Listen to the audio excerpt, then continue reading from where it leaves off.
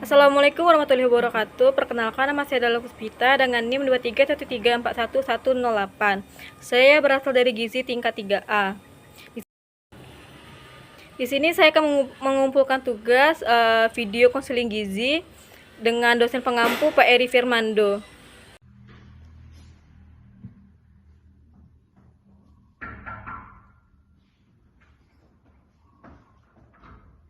Assalamualaikum Ibu. Waalaikumsalam. Ada yang bisa dibantu? Saya mau konsultasi Ibu. Baik, duduk ya. Ya, terima kasih Ibu. Iya.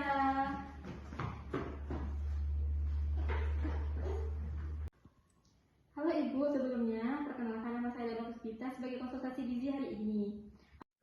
Sebelumnya nama kamu siapa? Nama saya Risa Amanda Sukma. Pekerjaan sehari-hari? Saya pelajar. Apa kabarnya hari ini? Saya agak pusing Ibu, lemas juga dan susah untuk konsentrasi di sekolah. Saya mengerti. Bisa ceritakan lebih lanjut sejak kapan keluhan itu muncul? Sudah beberapa bulan ini Ibu. Kadang pas olahraga saya juga cepat capek. Teman-teman bilang muka saya pucat. Baik, dari cerita kamu, saya curiga ini ada hubungan dengan anemia. Kamu pernah periksa darah atau konsultasi ke dokter sebelumnya? Iya, ada Ibu minggu lalu. Saya periksa, katanya kadar HB saya rendah. 10 gram per desiliter. Dokter bilang saya anemia. Oke, itu informasi yang penting. Anemia pada remaja putri memang cukup sering terjadi. Kamu tahu nggak apa penyebab anemia itu?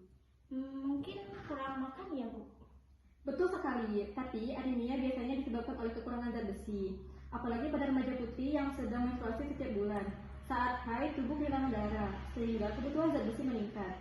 Kalau asupan dari makanan kurang, tubuh jadi lemah dan pucat. Oh gitu ya Bu.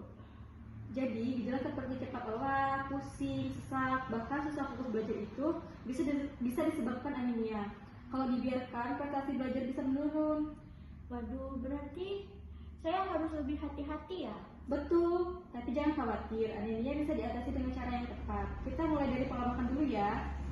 Ya Ibu. Saja yang bisa membantu meningkatkan kadar hemoglobin. Daging mungkin?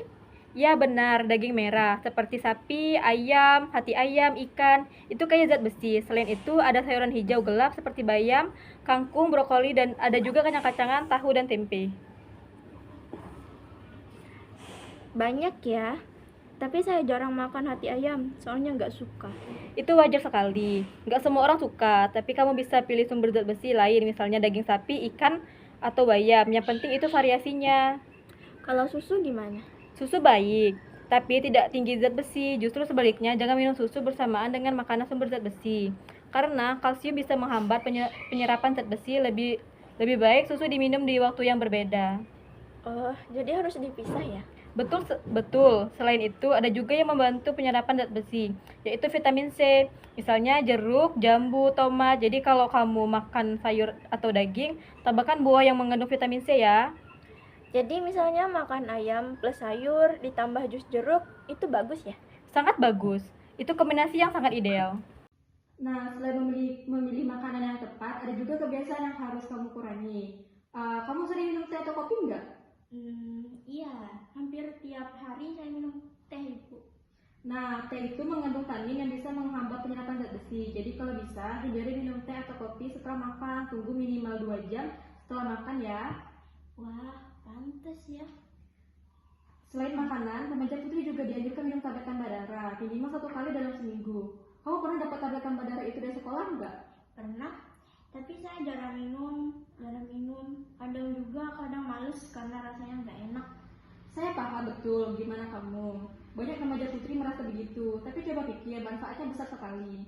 Kalau kamu rutin minum kalau kamu rutin, kadar hemoglobin kamu meningkat. Badan lebih segar, belajar lebih fokus, dan tidak gampang sakit. Ya sih, kalau gitu saya harus coba minum rutin ya Bu. Betul, minumlah setelah makan malam ya, bersama dengan air putih, jangan teh atau susu. Soalnya kalau kamu makannya sore-sore, nanti kamu merasa kayak mual, pusing, mengantuk seperti itu. Jadi sebaiknya minumnya pada saat malam ya. Ya baik Ibu. Nah, selain itu juga makan makanan dan suplemen. Kamu juga perlu menjaga gaya hidup. Misalnya tidur cukup 7 sampai 8 jam dalam per malam. olahraga ringan secara rutin minimal 30 menit ya. Misalnya jalan cepat, bersepeda. Jangan diet ketat karena bisa mengurangi asupan zat besi. Saya memang sering tidur larut karena main HP, Ibu. Nah, itulah mulai sekarang tuh coba kurangin tidur cukup, membantu tubuh memproduksi sel darah merah dengan baik. Oke, jadi bisa saya simpulkan anemia remaja ini bisa dicegah dan diatasi dengan pola makan seimbang, konsumsi tablet tambah darah, dan gaya hidup sehat. Kalau kamu rutin melakukan ini, dalam beberapa bulan kondisi kamu akan jauh lebih baik. Ya, Ibu, saya lebih mengerti sekarang. Bagus, ingat ya, ini bukan hanya soal kesehatan, tapi juga masa depan kamu. Dengan tubuh sehat, kamu bisa belajar lebih baik, aktif berorganisasi, bahkan berprestasi. Terima kasih banyak, Ibu. Saya jadi semangat untuk memperbaiki pola makan dan minum tablet tambah darah. Sama-sama, saya yakin kamu bisa nanti dijadwalkan kontrol lagi ya, supaya saya bisa lihat perkembangan kamu. Siap, Ibu. Oke, kalau begitu semoga informasi hari ini bisa bermanfaat ya. Ingat, anemia bisa diatasi kalau kamu konsisten. Semangat ya! Terima kasih, Ibu. Siap.